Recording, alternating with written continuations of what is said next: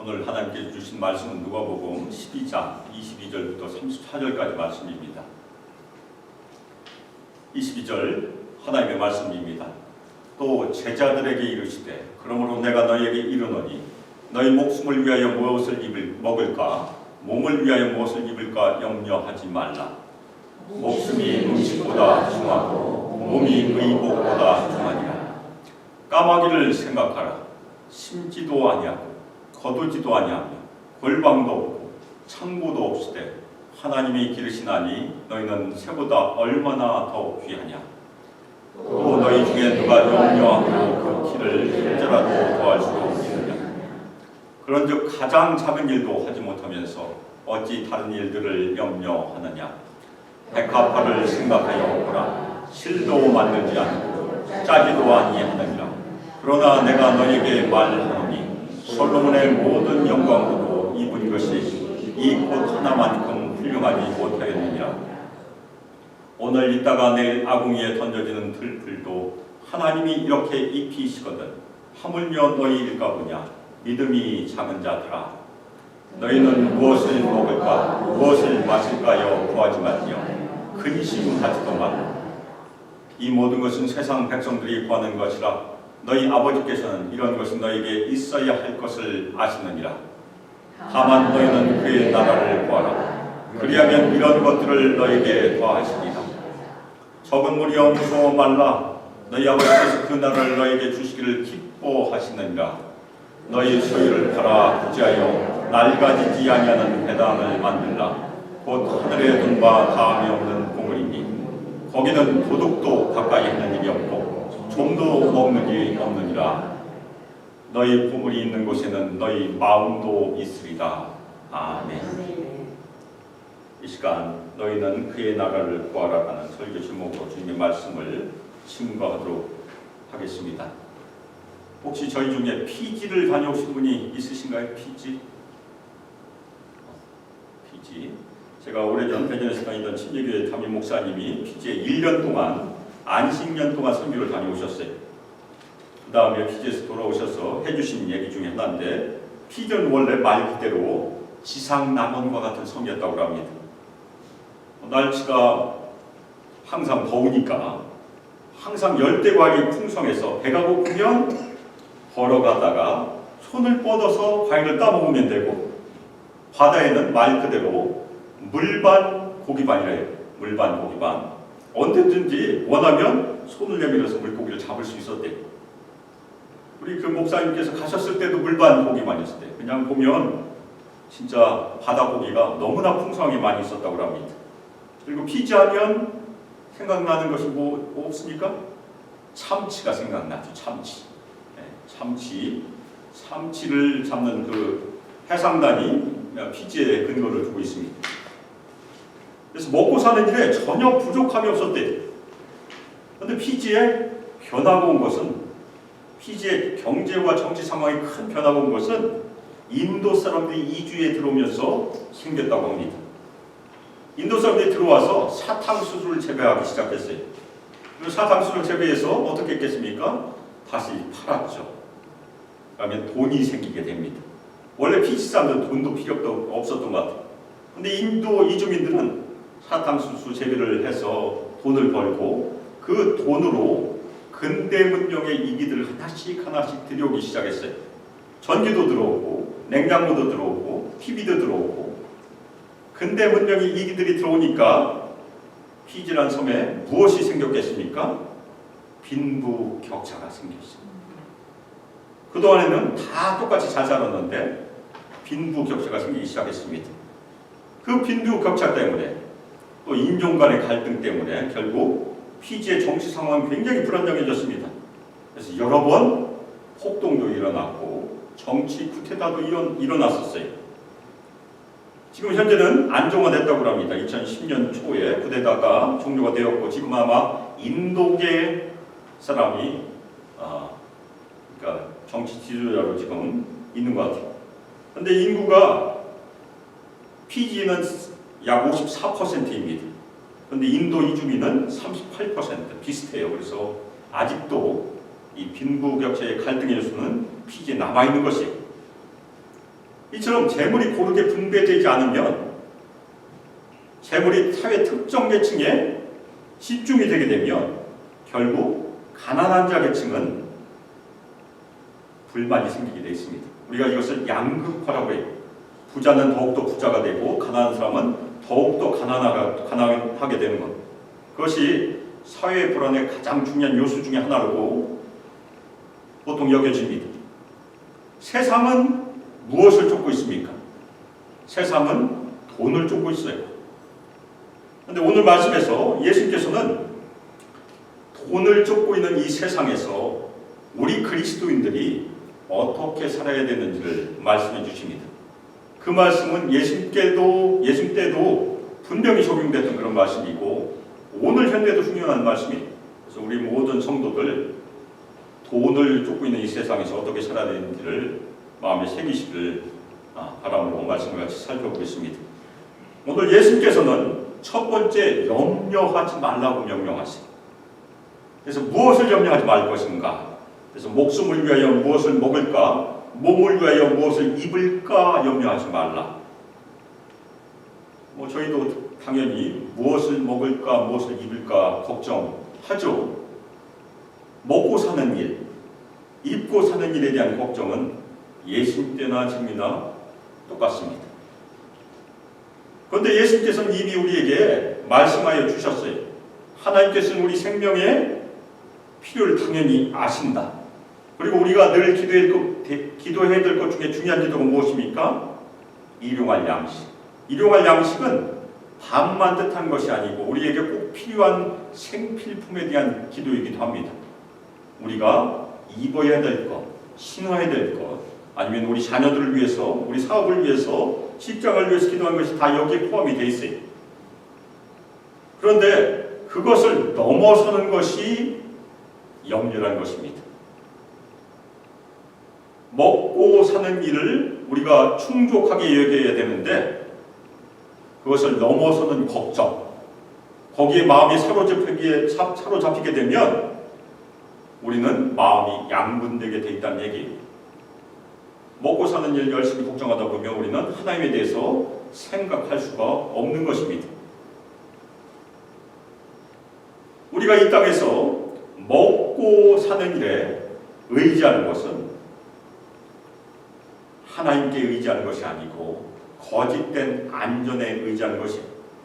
우리가 지난주에 부자에 대한 비유에서 살펴보았잖아요. 열심히 출수해서, 너무나 많이 출수해서 창고를 새로 짓고 이제 먹고 마시고 즐거워하자 했더니 하나님께서 그 생명을 데려가 버리셨어요. 무엇이 더 중요합니까? 먹고 사는 것이 중요합니까? 아니면 목숨이 더 중요합니까? 당연히 목숨이 더 중요해요.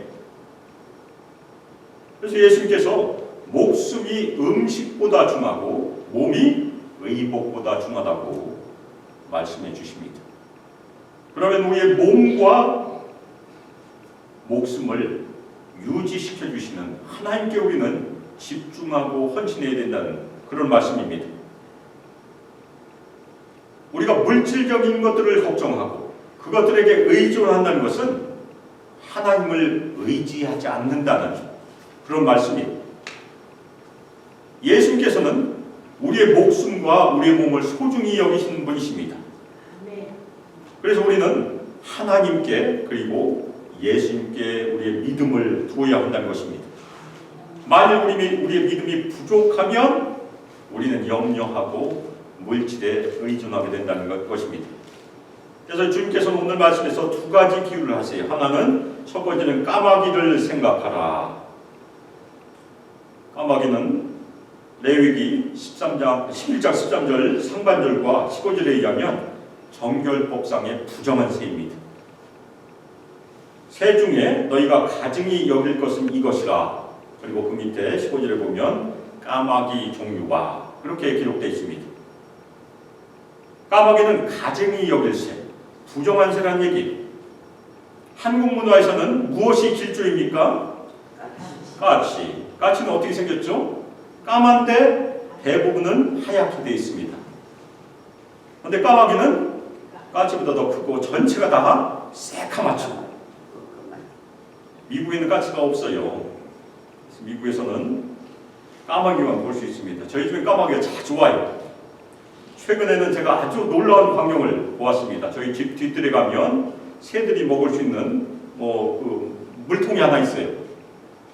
그런데 거기에 어느 날 가다 보니까 빵이 하나 있는 거였어요. 그래서 누가 여기다 빵을 버렸을까? 식빵이 하나 놓여 있었어요. 그래서 빵을 건져서 그냥 잔디밭에서 버렸죠. 그런데 어느 날 보니까 까마귀 2마리가 날라왔어요.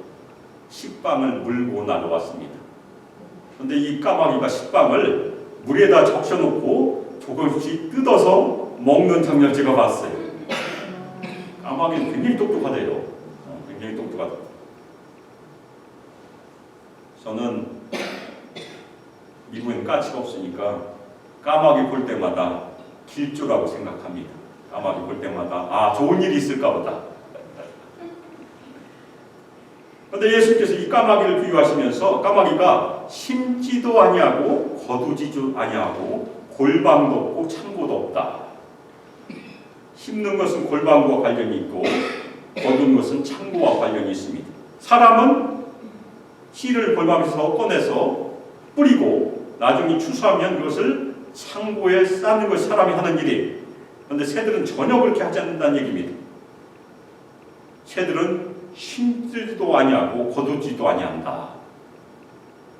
새가 열심히 훈련을 받아서 심는 것을 보신 적이 혹시 있습니까?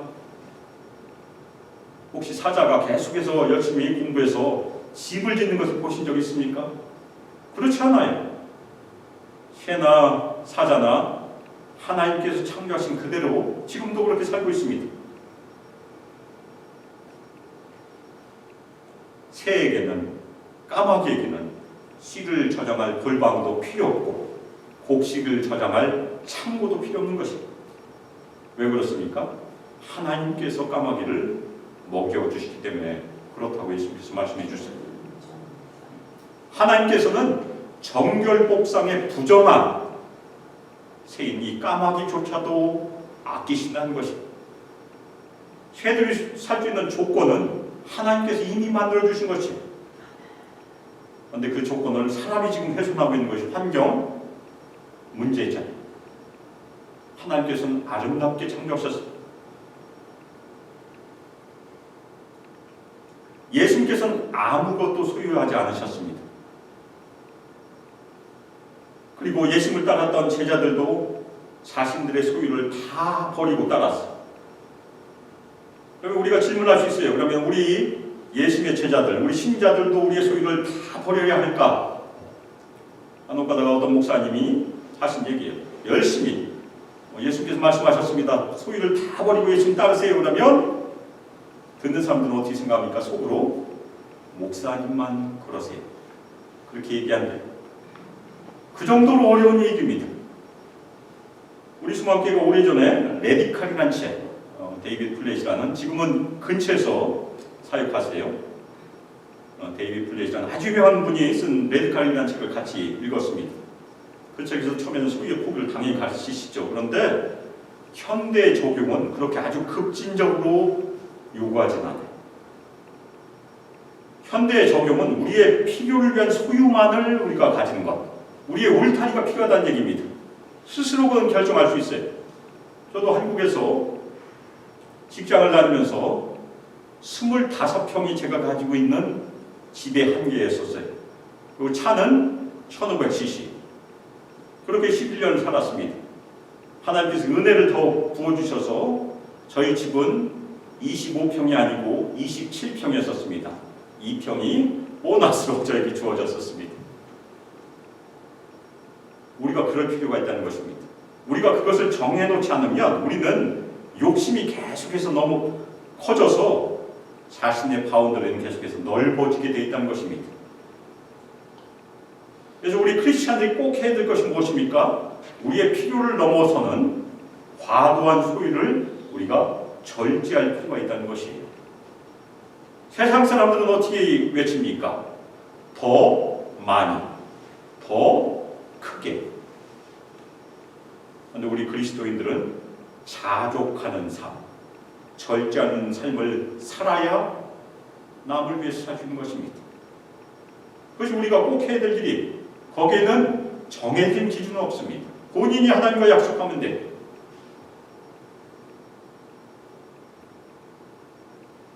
우리 중에서 소유를 덜 가진 사람들이 분명히 있을 것입니다. 심지어는 아무것도 가지지 못한 사람도 우리 중에 있을 수 있어요. 그런데 우리가 하나님으로부터 받은 많은 선물들 중에 일부를 희생해서 덜 가진 사람들 아니면 아무것도 못 가진 성도들에게 베푸는 것이 하나님께서 우리에게 주신 소명 중에 하나입니다. 아멘입니까? 아멘. 자본주의에서는 저는 자본주의 잘 몰라요. 그렇지만 제가 들은 얘기, 자본주의에서는 돈은 어디에서 어디로 흐르게 되어 있습니까? 돈은 적은 곳에서 많은 곳으로 흐르게 되어 있어요. 돈이 많은 사람이 돈을 벌게 되어 있습니다. 내버려두면 그렇게 되어 있어요. 그것을 우리가 빈익빈 부익부라고 얘기합니다. 그럼 우리 그리스도인들은 어떻게 살아야 됩니까? 똑같이 살아야 됩니까? 돈을 열심히 적은 데서 많은 곳을 흘려보낸 일에 우리 그리스도인들 참여해야 되는가? 그렇지 않다는 얘기. 우리 그리스도인들이 이 땅에서 돈을 많은 데서 적은 데로 거꾸로 흘려보내는 일을 하여야 한다는 얘기입니다. 그것이 세상을 거꾸로 사는 삶이에요. 이 까마귀에 대한 뒤의 결론은 무엇입니까? 우리 성도들은 까마귀보다 훨씬 더 귀하다는 얘기입니다. 아멘입니까? 아멘. 그러면 까마귀도 하나님께서 먹이시는데 그러면 우리는 대답은 무엇입니까? 하나님께서 당연히 우리도 먹여주실 것이다. 아멘입니까? 아멘. 그것이 예수님께서 하신 첫 번째 비유예요. 만일 우리에게 필요한 필요를 넘어서 지나친 걱정을 한다는 것은 하나님께 대한 믿음이 부족하다는 얘기입니다. 그래서 주님께서 말씀하세요. 또 너희 중에 누가 염려함으로 그 키를 한 자라도 더할 수 있느냐. 근데 영어 번역에 보면 다른 번역으로 번역하기도 합니다. 염려함으로 너희의 수명을 1분이라도 연장할 수 있느냐. 두 가지도 다 번역할 수 있어요. 키가 한 자가 자라든지 아니면 수명이 1분이나 아니면 1시간 더 연장되든지. 그런데 예수께서 아주 재미있는 얘기를 하십니다. 너희가 아주 작은 일조차도 하지 못한다면 이 작은 일은 무엇입니까? 염려함으로 키가 한 자 커지는 것과 염려함으로 수명이 1분 늘어나는 것은 작다고 얘기합니다. 우리에게는 그것이 절대 작지 않아요. 우리는 절대 할 수 없으니까. 그런데 예수님께는 그것이 작다는 얘기입니다. 예수께서 원하시면 우리의 키를 분명히 한 자도 더하게 하실 수 있고 우리 수명을 더 연장시켜 주실 수 있어요. 그건 주님께 속해 있다는 것입니다. 그런데 왜 믿음을 버리고 너희는 다른 일들을 염려하고 있느냐? 우리는 염려함으로 키가 자라게 한다든지 수명을 1분 연장할 수 있는 사람은 아무도 없습니다. 우리는 염려함으로 이룰 수 있는 것이 없다는 얘기. 오히려 염려를 버리고 우리의 공급자이신 하나님께 온전히 의지하는 것이 예수님의 가르치심입니다. 두 번째는 백합화를 예로 듭니다.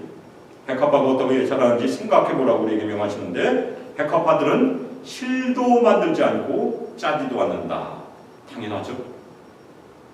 그런데 그 백합화의 아름다움은 솔로몬의 모든 영광보다도 더 아름답다고 예수님께서 말씀하여 주십니다. 우리가 겉보기에는 꽃은 꽃처럼 보이지만 꽃을 자세히 들여다보면 그것은 인간이 절대 만들 수가 없어요. 너무나 아름답고 너무나 조화롭습니다. 요즘은 워낙 사진기 배율이 좋아서 간혹 가다가 이 꽃을 확대해서 이렇게 신문지장이나 아니면 소셜미디어에 올려놓는 사람도 있어요. 그런데 그걸 보시면 너무나 아주 조화롭습니다. 저절로 만들어진 것이 절대 아니라는 얘기. 하나님의 세밀한 손길로 꽃들이 만들어진 것이 우리의 고백이. 그러면 들풀은 어떻습니까? 그래서 예수님께서 오늘 살아있다가 내일 아궁이에 던져진 들에 있는 들풀, 그것도 아름답게 입히신다고 말씀하십니다. 아멘. 그래서 간혹 우리가 그런 얘기를 들어요. 우리는 잡초라고 얘기합니다. 저도 집에서 고추나 여러 가지를 키우니까 그 고추밭에 잡초가 있어요. 그래서 간혹 잡초를 뽑죠. 그렇지만 하나님께는 잡초가 없다는 것이, 모든 것이 다 하나님의 아름다운 창조물입니다. 그 틀들도 주님께서 아름답게 입히시다는 것이 주님의 설명이에요. 그 다음에 또 질문하십니다. 그러면 하나님께서 너희를 얼마나 더 입히시겠느냐? 대답은 무엇입니까? 하나님께서는 우리 예수님의 제자들을 훨씬 더 아름답게 더 잘 입히실 것이다. 아멘. 우리는 까마귀보다 훨씬 더 잘 먹이실 것이고 백합화보다 훨씬 더 잘 입히실 것이다. 아멘. 그 다음에 예수님께서 말씀하십니다. 너희 믿음이 작은 자들아. 예수님의 제자들은 아직 믿음이 작은 상태였었어요. 저희도 마찬가지입니다. 믿음이 작아요. 제가 간혹 말씀드리지만 저희가 믿음이 컸으면 산 여러 개가 왔다 갔다 했을 것입니다. 근데 그런 적이 없으니까 아직 믿음이 작은 것입니다. 근데 나중에 예수님께서 승천하신 이후에 이 믿음이 작은 제자들에게 큰 변화가 있었어요. 믿음이 커졌습니다. 담대한 믿음을 가지게 됐어요. 어떻게 담대한 믿음을 가졌습니까? 저절로 된 것이 절대 아니에요. 성령 충만함을 받았어요.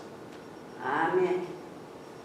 그러면 오늘 주제가 재물에 대한 시각, 돈에 대한 시각이에요. 그러면 우리가 성령 충만함을 받으면 돈에 대한 시각이 바뀔 수 있다는 얘기입니다. 성령 충만함 받기 전에는 돈이나 금이 소중하게 보이다가 성령 충만함을 받으면 돈이 돌로 보일 수 있다. 아멘입니까? 아멘. 그것이 성령 충만함의 결과예요. 또 하나는 성령 충만함의 결과는 무엇입니까? 복음의 생명을 걸고 땅 끝까지 갈 수 있다. 그것이 또 하나의 결과예요.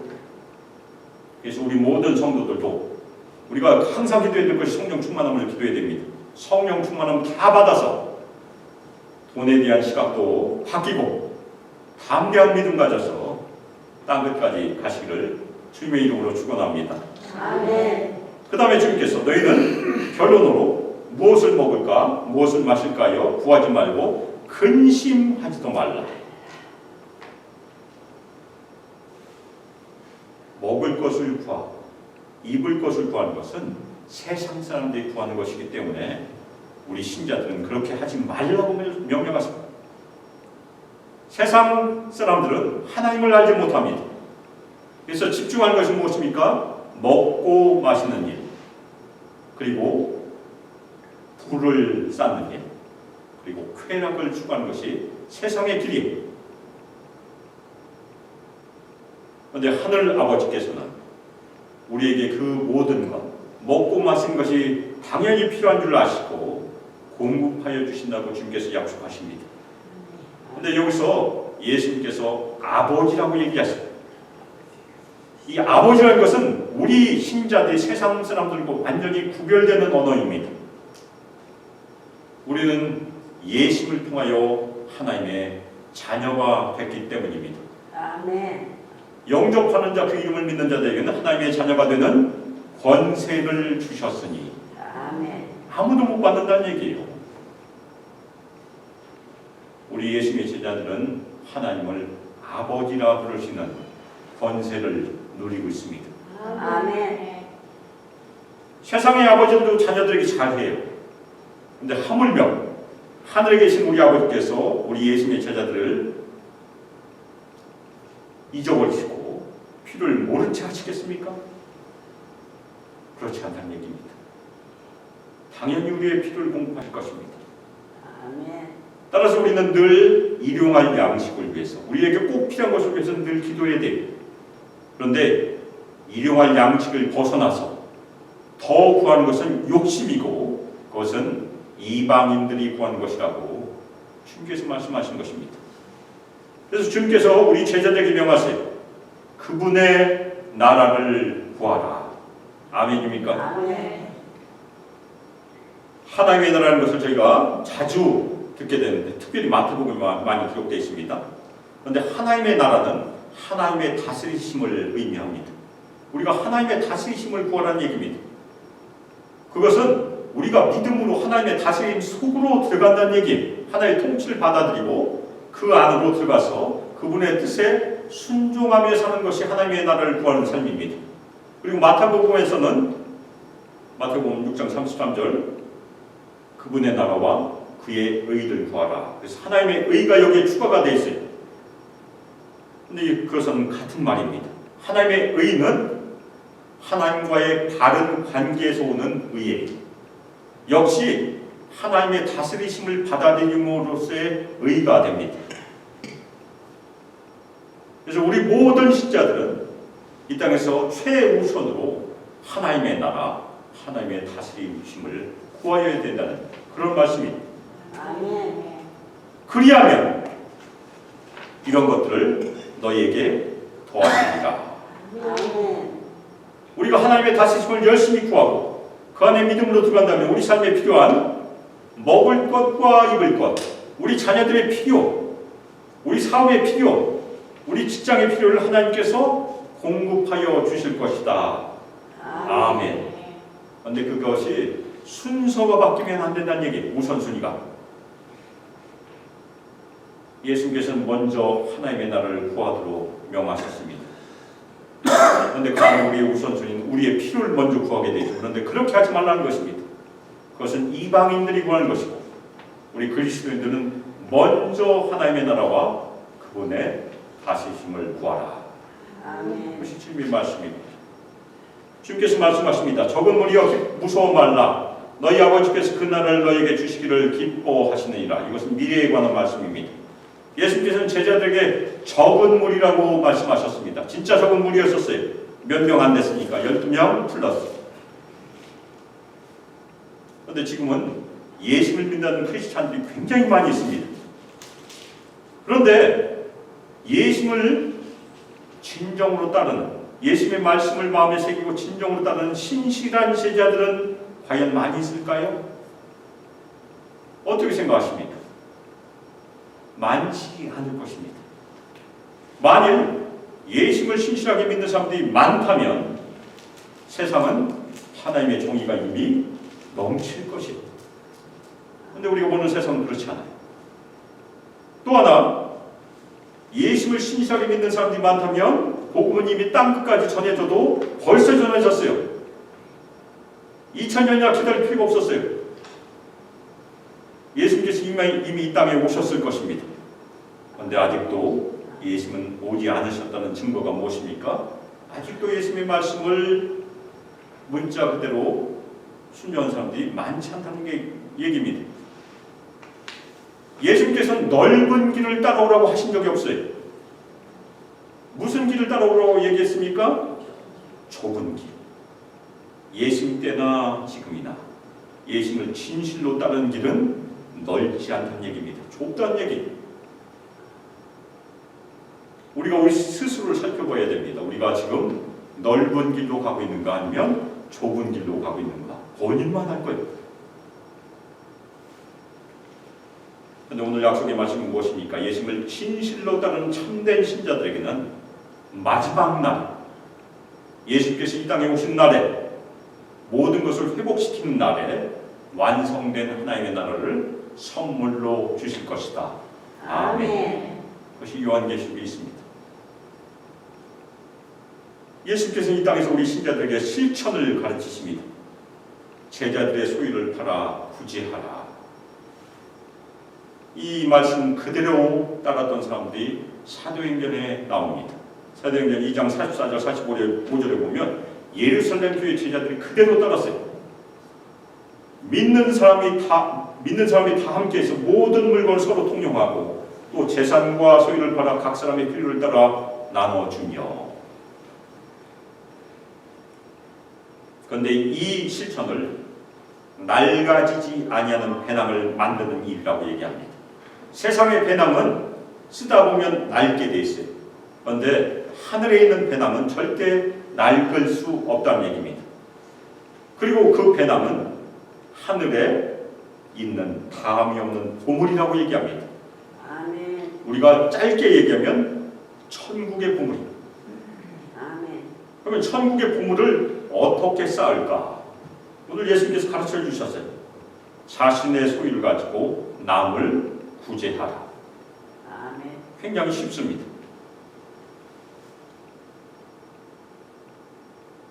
예수님께서 34절에서 결론적으로 말씀하십니다.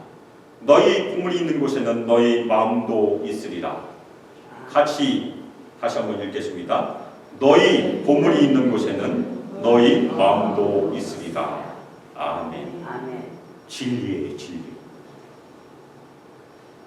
우리의 마음은 우리 삶에서 모든 일들을 생각하고 결정을 하는 중심입니다. 그 마음의 중심에 어떤 생각이 있는지 본인들이 살필 수 있어요. 내가 하루 살면서 무슨 생각을 제일 많이 하는가. 그것이 본인들의 삶을 주관할 수 있다는 얘기입니다. 만일 마음의 중심에 영원하지 않고 사라져버릴 수 있는 세상 생활에 대한 생각이 꽉 차 있다. 그러면 우리의 하늘 보물은 쌓이지 않고 파산할 수 있다는 얘기입니다. 그런데 우리 마음 중심에 하나님을 전심으로 사랑함으로 가난한 이웃을 사랑하고 약자들을 구제함으로 사랑하는 것이 하늘 보물 창고에 보물을 쌓는 일이라고 주님께서 말씀하신 것입니다. 아멘. 그 하늘 보물은 절대 파산하지 않는다는 얘기입니다. 아멘. 그럼 여기서 저희 아마 우리 성도들 중에 속으로 저에게 물어보실 거예요. 그러면 24시간 사업도 하지 말고 직장도 다니지 말고 자식에도 신경 쓰지 말고 하나님 나라만 생각해야 되는가? 어떻게 생각하세요? 그렇지 않아요. 우리의 사업도 하나님의 소명입니다. 아멘 하시기 바랍니다. 아멘. 직장도 하나님의 소명이에요. 아멘. 아멘. 집에서 가사 일을 하신 우리 여자 집사님들의 일도 다 하나님의 소명입니다. 아멘. 우리 학생들 학교에서 공부할 것도 하나님의 소명이에요. 우리 세상에서 열심히 살아야 합니다. 하나님의 소명입니다. 우리는 직장도 열심히 섬기고 사업도 열심히 하고 자식들도 열심히 키워야 하는 것이 우리의 소명인데 우리 마음의 중심에 있는 목적이 무엇인가가 중요하다는 얘기입니다. 우리가 사업도 열심히 하고 직장도 열심히 섬기는데 과연 목적이 무엇일까? 그것이 하나님의 나라를 위한 것인가? 아니면 세상 사람들이 추구하는 돈인가? 그것을 우리가 판가름해야 된다는 얘기입니다. 만일 하나님의 나라가 우리의 목적이라고 하면 우리는 관역이 다른 것입니다. 그런데 만일 돈이 목적이라고 하면 우리의 관역은 빗나가는 것이 된다는 그런 말씀입니다. 그래서 우리는 목적을 늘 생각하고 있어야 돼요. 우리가 중간중간에 우리의 목적을 살펴봐야 된다는 얘기입니다. 간혹 가다가 우리가 사업이 너무나 잘 되면 목적을 잃어버릴 수 있기 때문에 그렇습니다. 바울은 고린도 후서 8장 13절 14절에 보면 균등하게 한다는 그런 말을 사용합니다. 그 당시에 고린도 교회는 상대적으로 부유했던 교인들이었어요. 그래서 상대적으로 부유했던 고린도 교인들이 가난한 성도들에게 연보를 하라고 바울이 격려하고 있습니다. 그런데 그 구제가 결국 균등하게 하는 일이라고 설명을 합니다. 이는 다른 사람들을 평안하게 하고 너희는 곤고하게 하려는 것이 아니요 균등하게 하려 함이니 이제 너희의 넉넉한 것으로 그들의 부족한 것을 보충함은 후에 그들의 넉넉한 것으로 너희의 부족한 것을 보충하여 균등하게 하려 함이라. 아멘. 고린도 교인들은 영원히 부유할 수 없습니다. 우리도 영원히 부유할 수 없어요. 어떤 때는 잘 나가다가 우리도 내려갈 수도 있다는 얘기입니다. 우리도 언젠가는 부족할 때가 있을 수 있다는 얘기. 그때에는 다른 부유한 성도들의 넉넉한 것으로 고린도 교인들의 부족한 것을 보충하여 균등하게 한다고 바울은 설명하고 있습니다. 이것이 하나님 나라의 법칙이라는 얘기. 예루살렘 교회가 그것을 실천했습니다. 재산 있는 성도들이 재산을 팔아 가난한 성도들에게 나눠줌으로 균등하게 되었어요. 그런데 이 균등하게 된 것은 강제적으로 되는 일이 절대 아닙니다. 근데 역사적으로 그것을 강제적으로 시행했던 집단이 하나 있었어요. 누구입니까? 공산주의죠. 공산주의는 그것을 강제적으로 했습니다. 결국에는 실패하고 말았죠. 그래서 그것이 왜 실패했을까? 그래서 여러 가지 이유 중에 하나가 사람들이 가지고 있는 자발적인 마음을 무시하기 때문이라고 설명하기도 합니다. 그래서 성경이 가르치는 균등하게 하는 원리는 억지로 하는 것이 아니고 자발적으로 한다는 것이 굉장히 중요합니다. 하나님께서는 자발적으로 드리는 마음을 기뻐하십니다. 억지로 하실 필요가 절대 없습니다. 우리 모든 성도들은 세상의 흐름을 거꾸로 살도록 부름받았습니다. 아멘입니까? 아멘. 세상 사람들이 돈을 열심히 추구한다면 우리는 무엇을 추구해야 됩니까? 하나님의 나라를 추구해야 합니다. 아멘. 세상의 법칙은 돈이 적은 데서, 돈이 없는 데서 많은 쪽으로 계속 흐른다면 우리 성도들이 따라야 할 돈의 법칙은 무엇입니까? 돈의 흐름을 거꾸로 흐르게 하는 것. 그 중에 가장 쉽게 할 수 있는 실천이 무엇이라고 예수님께서 말씀하여 주셨습니까? 구제. 구제는 가장 쉽게 할 수 있어요. 현지에 안 가도 되니까. 그렇죠? 우리가 그쪽으로 구제 헌금을 보내면 되니까.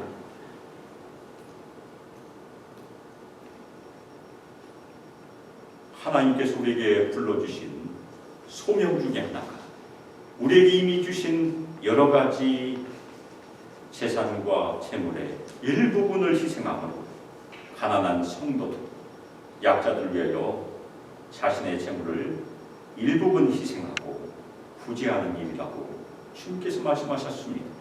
아멘. 이것이 우리가 돈을 거꾸로 흐르게 하는 중요한 방법이라는 얘기입니다.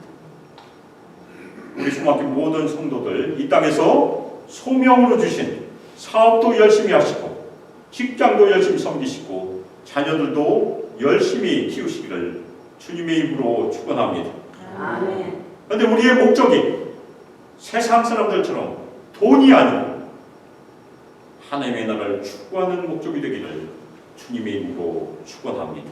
아멘. 특별히 우리에게 이미 은혜로 주신 것들 중에 일부분은 가난한 사람들을 구제함, 우리의 일부분을 희생하여 돈을 흘려보내므로 세상의 돈의 흐름을 거꾸로 흐르게 하는 복된 성도들이 되시기를 주 예수 그리스도의 이름으로 축복하며 기도합니다. 아멘.